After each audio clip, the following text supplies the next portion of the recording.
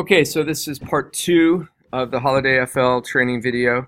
So we're still in Illustrator, and we're going to have your HolidayFL.ai project open. We're going to open this up, and again, make sure you only have the 2 layers, Pumpkin Man and Snowman. And now what we want to do is export this as a Photoshop document. So we're going to go up to File, Export as, and make sure you're still in your Documents folder. If you have the smaller view here, you should see Documents here. Okay. And we want to change the format to Photoshop, right down here, PSD, Photoshop. So it's still going to be HolidayFL, but now it's going to be a .psd. You don't type that in. Remember, you set it from the format line. And make sure you're in your documents and click export. Okay, and all of this is fine. You might have to check right here this maximum editability, but other than that, just click OK. All right, so now we're done with Illustrator, so go up to Illustrator and quit Illustrator. And go ahead and save it just in case. And now we're going to go to Photoshop. We're going to open up Photoshop. And you guessed it, we're going to go File, Open, and we're going to look in our Documents folder for HolidayFL.psd. You're going to have 2. You're going to have a .ai. You don't want that one. You want the .psd. Click Open. All right, so you're going to have 2 layers, and they might look look like this, where one of them looks like a folder. That's fine. Do this next step on both layers. And again, you should just have 2 layers, right? Just the Pumpkin Man and the Snowman. So you're going to right click, start with the top layer. You're going to right click and you're going to convert this to a smart object. Okay, and then you got to make sure you do that with the Snowman layer too. Convert to smart object. Hang on here, I need to make my view look like yours. Turn off that time. Okay, so now you have a Pumpkin Man and a Snowman, and they have that little icon in the bottom right corner to show you that they're smart objects. Okay, make sure you do that. All right, so now we need to turn on the animation settings for Photoshop, and that's going to be a timeline. So we're going to go up to Window, and we want to find where it says Timeline. Click that. All right, there's 2 choices. We have this Create Video Timeline. So if this was an actual video, this would be what you want to use, but that's not what we're doing. Right now, in this case, we're going to do Create Frame Animation, because we want to turn this into a GIF. So we're going to click on Create Frame Animation, and now we're going to click on the button itself. It's like a button, so just click it. And you're going to see one of the layers pop up here, probably the layer that you were on. Oh no, it took the top one, that's fine. But we need both frames here to make this into a GIF. So I'm going to go to these settings. Remember, those lines at the top right corner of every window means there's some cool stuff there.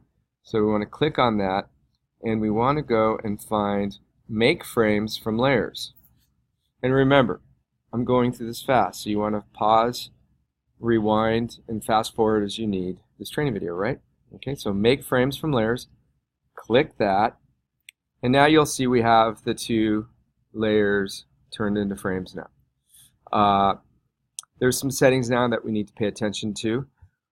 We want to show each picture, each frame for 1 second. So I'm going to click on this little drop down arrow here. Okay, come on now. Sorry, my training video settings. The training video is kind of in the way of those settings. So there we go. Get that out of the way. So I'm going to click right here, and I'm going to change this to 1.0, 1.0. So it should say 1 sec for seconds. And then I also want to do the same for that, 1.0 seconds. Okay. So now they'll switch every second. We also want to make sure that this says forever, because we want to loop this forever. Okay. Now, if you want to check it out, you can just click play.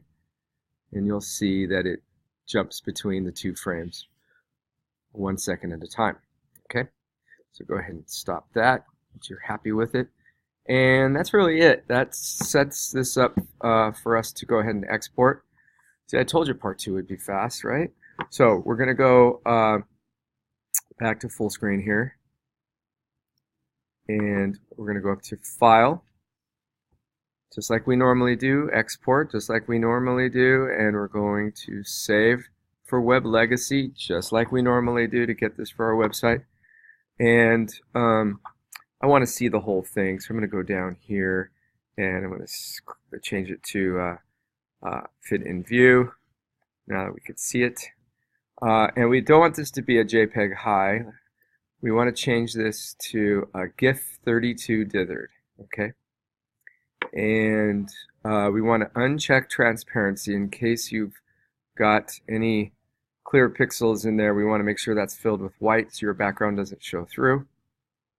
So make sure the transparency is unchecked in this case. And we want to set the width of this to 300. Okay. And that pretty much is it. If you want to preview it, just make sure that the looping options say forever, which it should, came in that way. If you want to preview it, you can just click the play, and it's going to jump between the two, okay? And when you're ready to go, just click Save. And so you're going to have a HolidayFL.gif, and make sure it goes into your Documents folder, and click Save.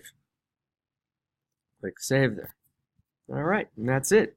Now, if we go to Finder, you're going to see under Documents that you have the HolidayFL AI that you started with, and you have the HolidayFL.pst that we used in Photoshop, and now you've got your HolidayFL.gif.